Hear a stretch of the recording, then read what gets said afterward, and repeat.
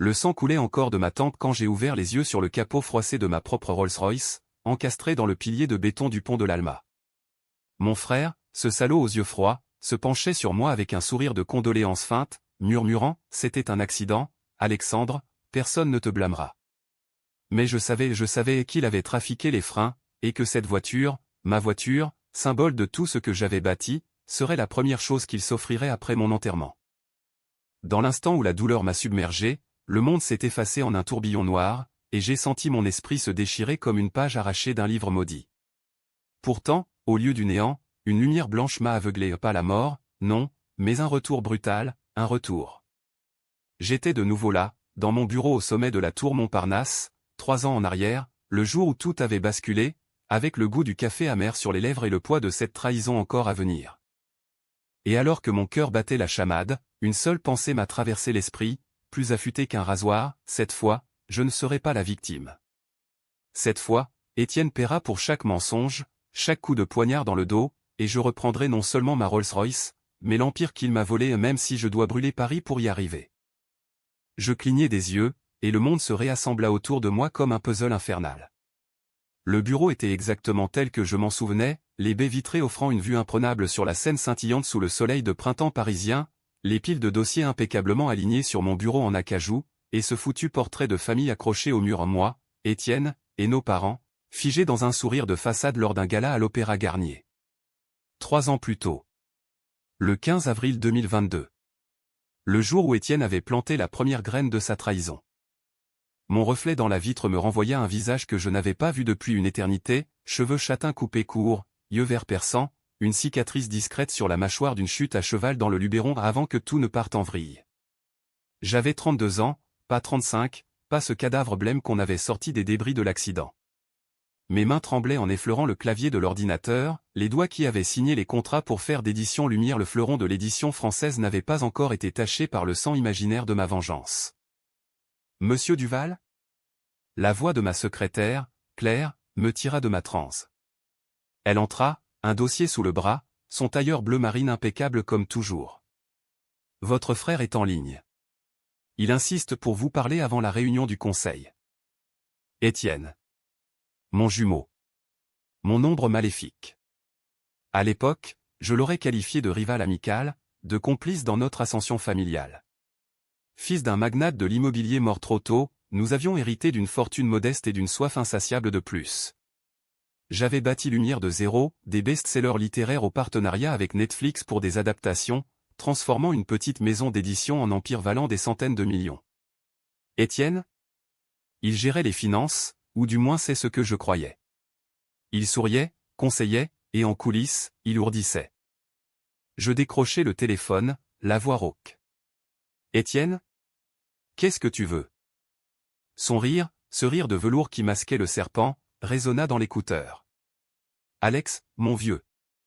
Juste un petit rappel pour la réunion. Père nous regarde du ciel, tu sais. Il voudrait qu'on soit unis. J'ai des chiffres à te montrer et des investissements risqués, mais prometteurs. On en discute après. Des investissements. Le premier mensonge.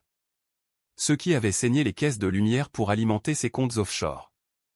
Juin haut le cœur, la mémoire de ma mort me revenant en flash, son visage penché sur moi, les sirènes hurlant, et lui murmurant « Désolé, frangin, mais c'était à moi de toute façon. » Non. Pas cette fois. D'accord, répondis-je, feignant l'enthousiasme. Mais on dîne ensemble ce soir. Chez l'ami Louis. Pour fêter ça. Il accepta, ravi. Pauvre con. Il ne savait pas encore que le festin serait pour moi. La réunion du conseil se déroula comme dans un film en accéléré. Les actionnaires, ces requins en costume sur mesure, applaudirent mes propositions, une acquisition d'une maison d'édition belge, une série de podcasts sur Proust pour cibler les millénials. J'étais au sommet, intouchable. Mais sous la table, mes ongles s'enfonçaient dans mes paumes. Je voyais les fissures, les regards fuyant vers Étienne quand il présentait ses projections financières. Déjà, il manipulait les chiffres, gonflant les dettes pour me faire passer pour un imprudent. Après, dans l'ascenseur descendant vers le parking souterrain, Claire me glissa un mot, « Monsieur, votre frère a demandé les clés de la Rolls ce matin. Pour un essai. Il dit que c'est pour le bien de l'entreprise. La Rolls-Royce Phantom, mon bijou. Noir, cuir sur mesure, plaque personnalisée, à point Duval 01. Symbole de mon succès, acheté avec le premier chèque à 7 chiffres de lumière. Et lui, il l'avait déjà réclamé? Le feu de la rage me consuma. Dans ma vie précédente, j'avais ri, dit, prends-la, frangin, on est famille. Erreur fatale. Elle avait fini par atterrir dans son garage, après mon accident. Non, lâchez-je, la voix d'acier. Dis-lui que c'est ma voiture. S'il veut rouler, qu'il prenne le métro. Claire haussa les sourcils mais obéit. En sortant, je vis la Phantom luisante sous les néons, intacte. Je montai dedans, inhalant l'odeur de luxe neuf. Le moteur ronronna comme un fauve endormi. Direction, notre appartement haussmannien dans le 8e arrondissement. Étienne m'y attendait, un verre de Bordeaux à la main. Il ouvrit la porte, sourire éclatant. Alex. Pile à l'heure. Entre, j'ai ouvert un Margot 95. Pour célébrer notre futur. Notre futur. Quelle ironie. Nous nous assîmes dans le salon, face à la cheminée où crépitait un feu malgré le printemps doux. Les meubles étaient les mêmes, bergère Louis XV héritée, tapis perçant sous nos pieds. Mais je voyais clair maintenant. Les faux semblants. Parle-moi de ces investissements, dis-je, sirotant le vin sans y toucher vraiment. Méfiance instinctive dans ma première vie, il m'avait empoisonné subtilement ce soir-là, pas assez pour tuer sur le coup, mais pour affaiblir mes réflexes au volant plus tard. Il s'anima, étalant des graphiques sur la table basse. Regarde, on plonge dans le numérique. Acquisition d'apps de lecture, partenariat avec TikTok pour des challenges littéraires. Risqué, oui, mais si on rate. On blâme le marché. Père l'aurait adoré et il détestait les tièdes. Père. Le fantôme omniprésent. Notre mère, décédée en couche, nous avait laissé à un homme dur, qui avait toujours préféré Étienne le sensible, le diplomate. Moi? Le bâtisseur, le risque tout. J'avais passé ma vie à prouver ma valeur, à rembourser des dettes familiales avec lumière. Et Étienne? Il avait profité, siphonnant les fonds pour ses vices, maîtresses, casino à Deauville, et pire, un réseau de pots de vin avec des éditeurs corrompus. Et si on rate, demandai-je, feignant l'hésitation. Les actionnaires me tiendront pour responsable. C'est moi le PDG. Il posa sa main sur mon épaule, geste fraternel. C'est pour ça que je suis là, Alex. Je gère les ombres. Toi, la lumière. On est invincibles ensemble. Invincible. Le mot me fit rire intérieurement. Je me levai, versai du vin dans son verre et du mien, non empoisonné. À nous, alors. Cette nuit-là, seul dans ma chambre, je fouillai l'appartement comme un voleur dans sa propre maison. Dans le bureau d'Étienne, derrière un faux fond de tiroir, je trouvai les premiers indices, relevés bancaires falsifiés, email codé à un certain L. Moreau, un avocat véreux que je connaissais trop bien de ma mort passée. Moreau avait orchestré la liquidation de Lumière après mon suicide, officiellement un accident, mais avec des rumeurs de dépression. Le secret était là, enfoui, Étienne n'était pas mon frère de sang. Un test ADN falsifié, un échange à la naissance, mère avait eu des jumeaux, mais l'hôpital corrompu avait switché l'un avec un enfant d'une famille ruinée. Étienne, le préféré, était un imposteur, nourri au sein de notre fortune. Père l'avait su, mais caché pour préserver l'unité. Et moi? Le vrai héritier, sacrifié sur l'autel de la façade familiale. La rage me gagna. Demain, je commencerai. Pas de pitié.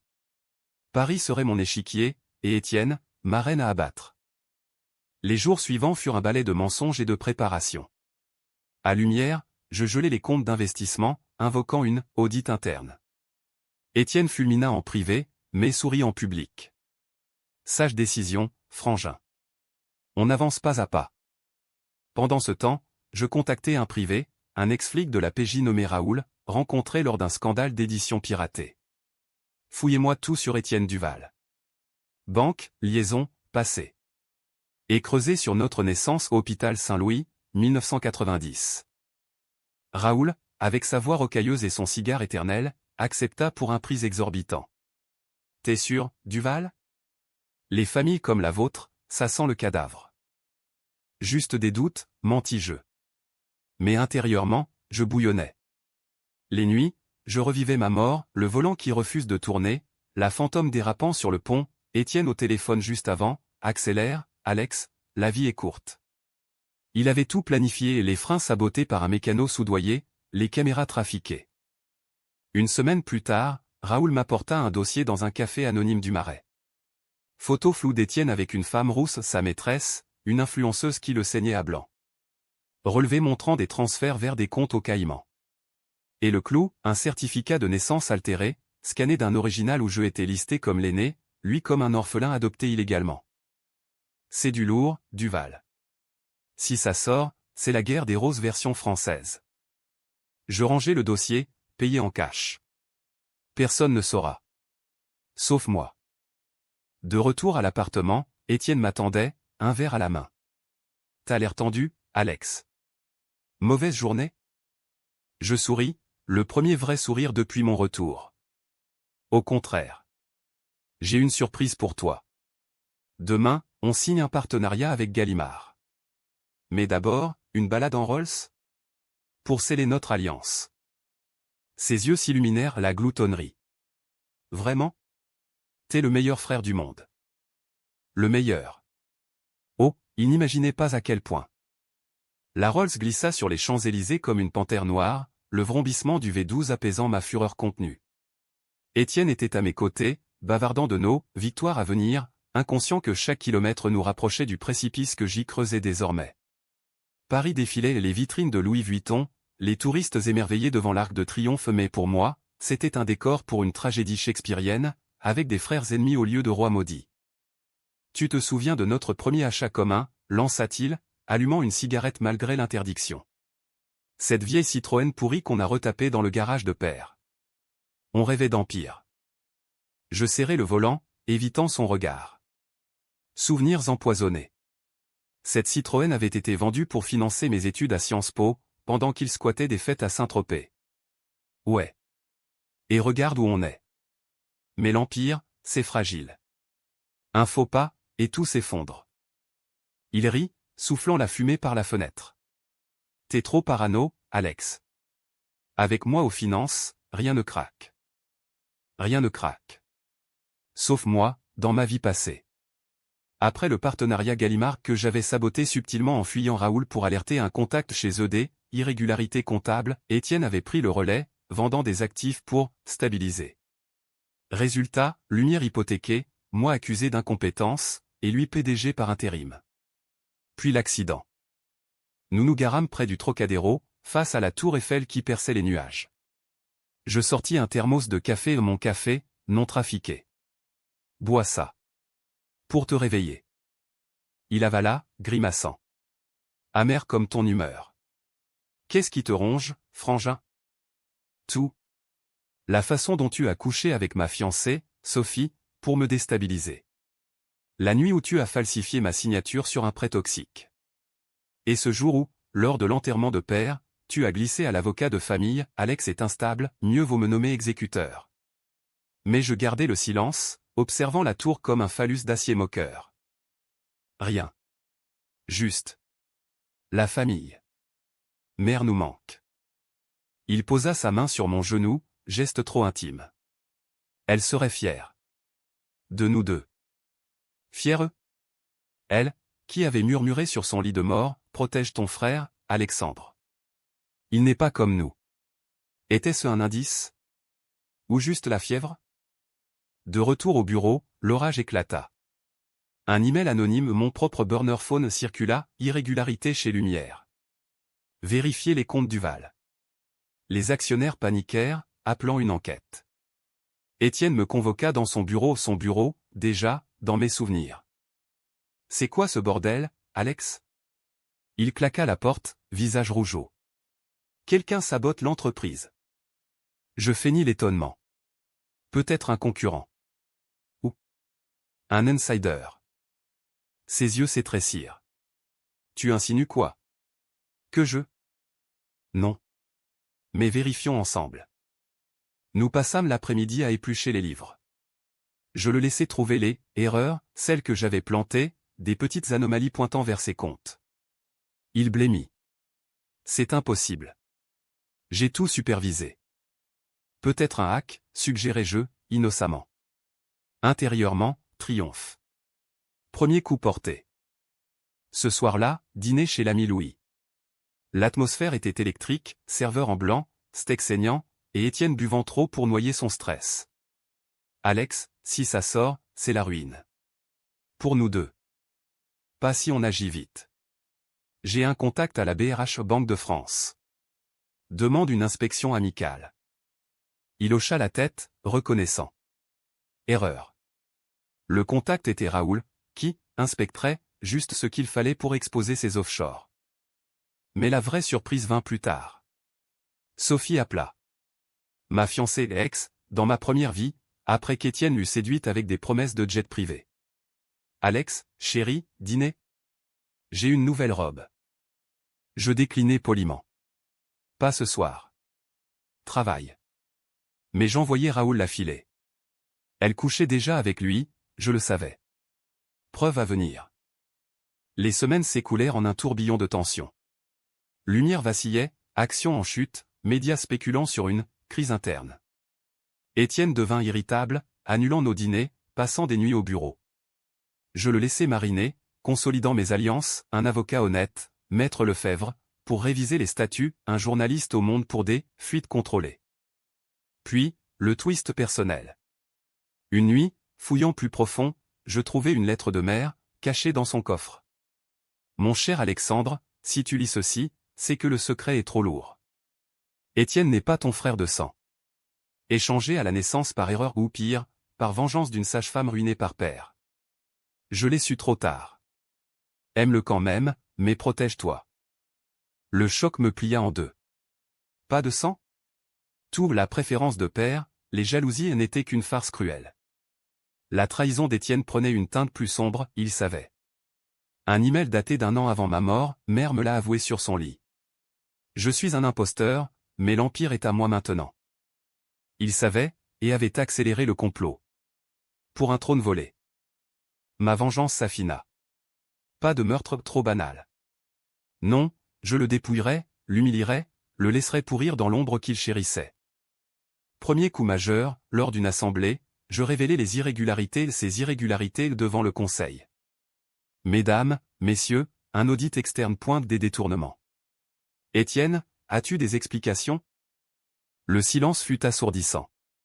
Il bafouilla, sueur au front. C'est une erreur. Alex, tu me crois, hein? Je secouai la tête, feignant la douleur. La confiance est brisée, frangin. Démissionne. Pour le bien de Lumière. Il partit, yeux emplis de haine. Premier sang. Mais il riposta. Le lendemain, Sophie m'annonça notre rupture par texto. Désolé, Alex.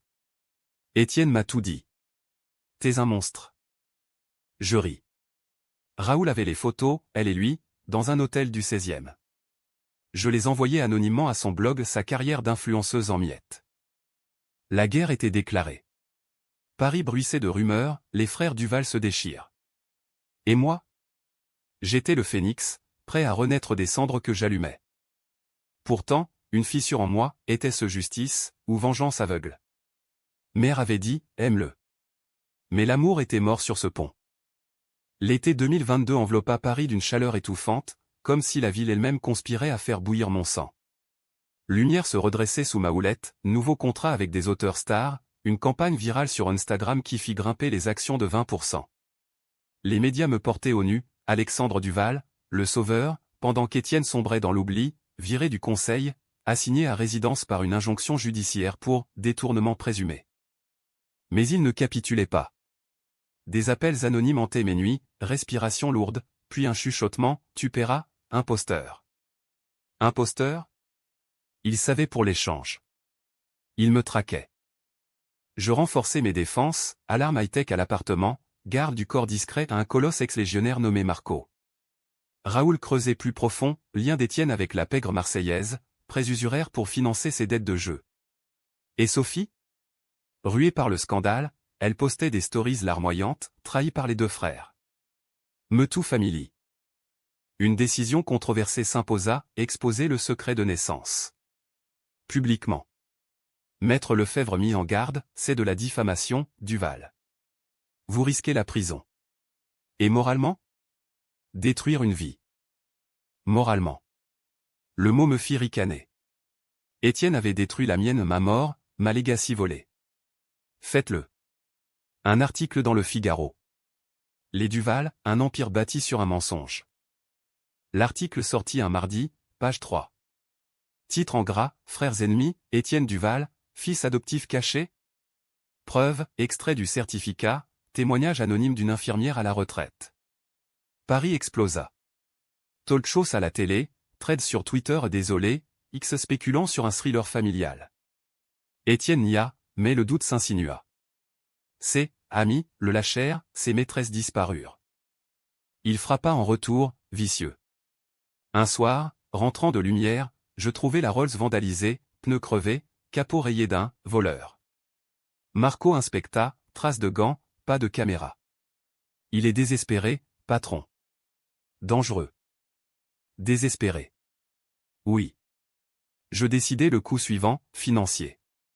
Avec Raoul, nous gelâmes ses actifs, sa part d'héritage, contesté via le secret.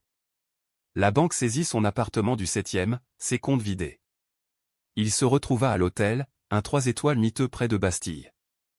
Je le contactai, voix suave, besoin d'aide, frangin? Une chambre chez moi. Son rire était amer. Va te faire foutre, Alex. Tu crois que c'est fini? J'ai des preuves. Sur toi. Père m'a tout dit, t'as falsifié des brevets au début de Lumière. Volé des idées à des auteurs. Mensonge. Ou demi-vérité, j'avais été impitoyable, signant des auteurs mineurs à des contrats léonins, écrasant la concurrence. Mais rien comparé à ces crimes. Prouve-le. Ou ferme-la. Le silence qui suivit fut lourd de promesses sombres. La spirale s'accéléra.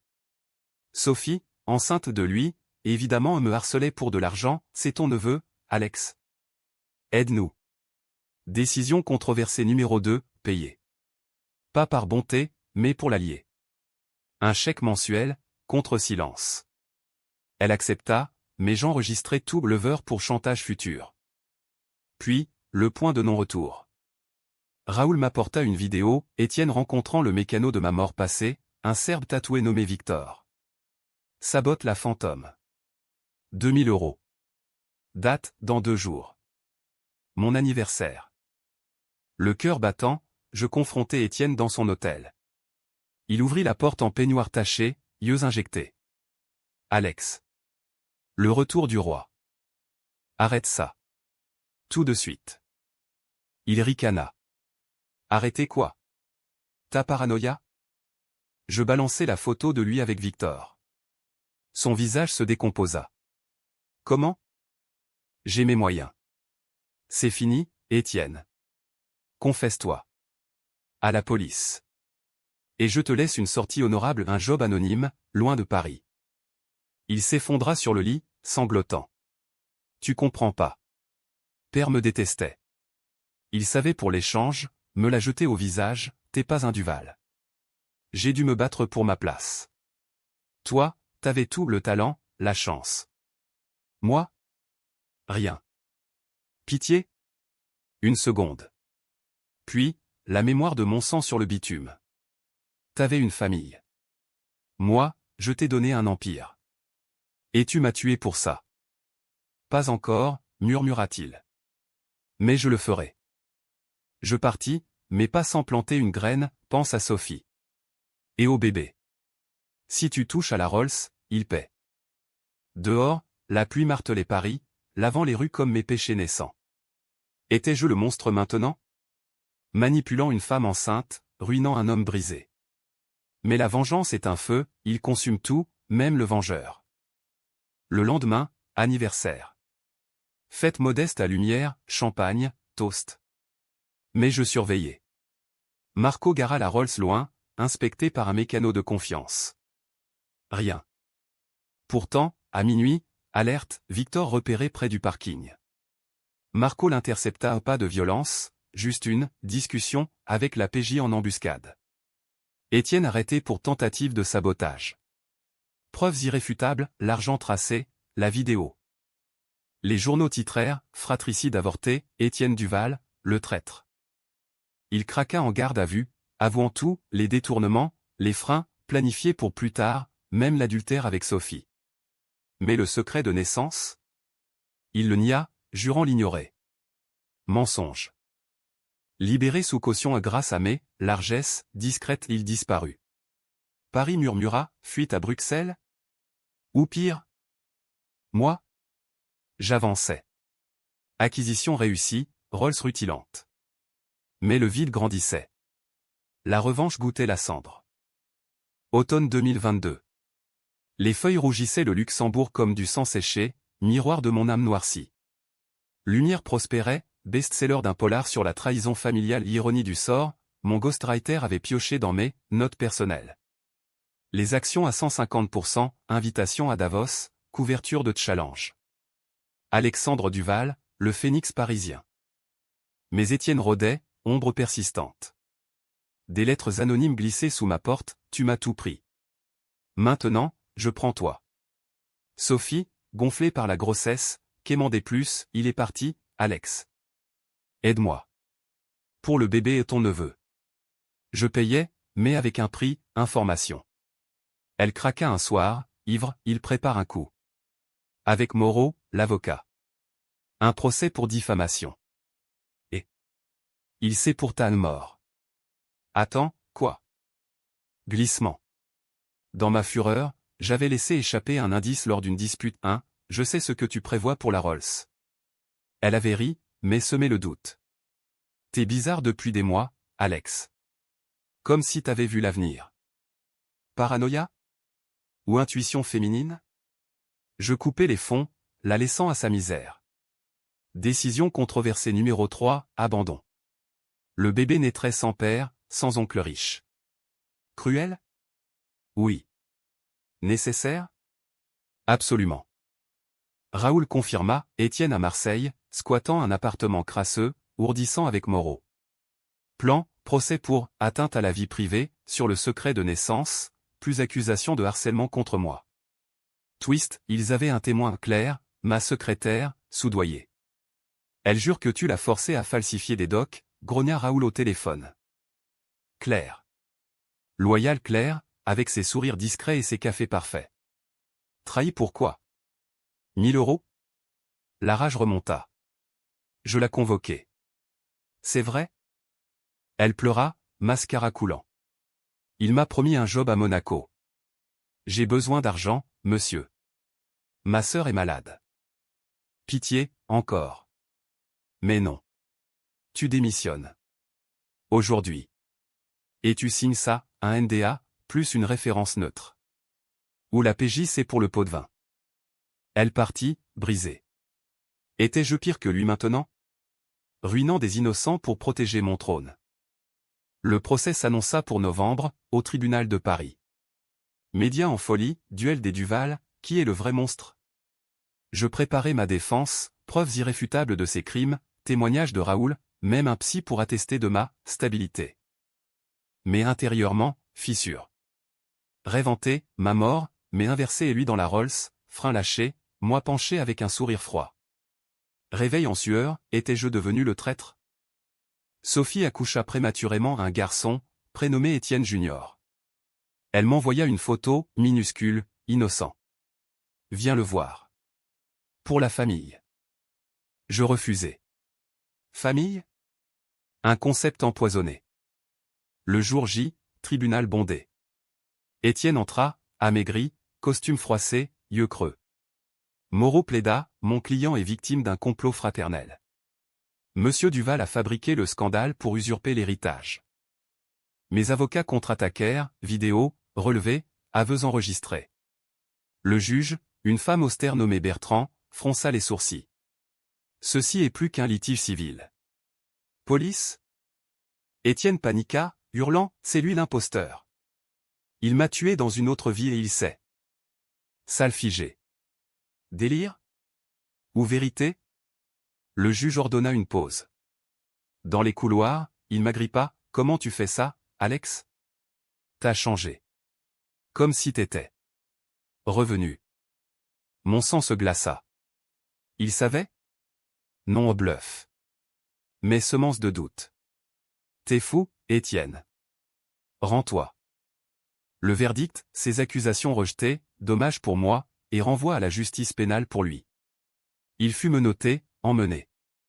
Son regard, pure haine. Ce n'est pas fini. La Rolls sera ta tombe. Dehors, flash crépitant. Je montai dans la fantôme, Marco au volant. Direction, Deauville, pour souffler. Mais en route, appel de Raoul, il s'est évadé. Complice à la prison. Victor le Serbe. Il file vers l'est. La chasse. Décision fatidique, les traquer. Pas la police trop lent. Moi, avec Marco et Raoul. Illégal? Oui. Dangereux? Mortel. Mais la vengeance exigeait du sang. Nous partîmes à l'aube, piste vers l'Alsace frontière allemande. Pluie battante, autoroute glissante. Marco conduisait, Raoul briefait, ils ont une planque près de Strasbourg. Armes, cash. Plan B, fuite en Suisse. Strasbourg, brumeuse et médiévale. Nous localisâmes la planque, entrepôt désaffecté au port. Infiltration nocturne. Cœur cognant, je tins le flingue première fois. Marco, laissez-moi, patron. Non. C'était mon fantôme à exorciser. À l'intérieur, ombre et caisse. Voix, Étienne, Victor. On le bute à la frontière. Puis la Rolls volée, revendue. Je bondis. Fusillade brève, Marco toucha Victor à la jambe, Raoul neutralisa le Serbe. Étienne, acculé, leva les mains. Alex. Frère. Arrête. C'est pas toi, ça. Je visais sa poitrine. T'as raison. C'est pas moi. C'est toi qui m'as créé. Il tomba à genoux. Mère. Elle voulait qu'on s'aime. Le secret, c'était pour nous unir, pas diviser. J'ai eu tort. Pardonne. Pardon? La mémoire du pont. Trop tard. Marco m'arrêta, pas comme ça, Duval. Justice. Je baissai l'arme. Police appelée. Étienne arrêté pour bonne foi, extradé à Paris. Retour triomphal. Mais le miroir me renvoyait un stranger, yeux durs, main tremblante. La vengeance avait gagné, mais à quel prix?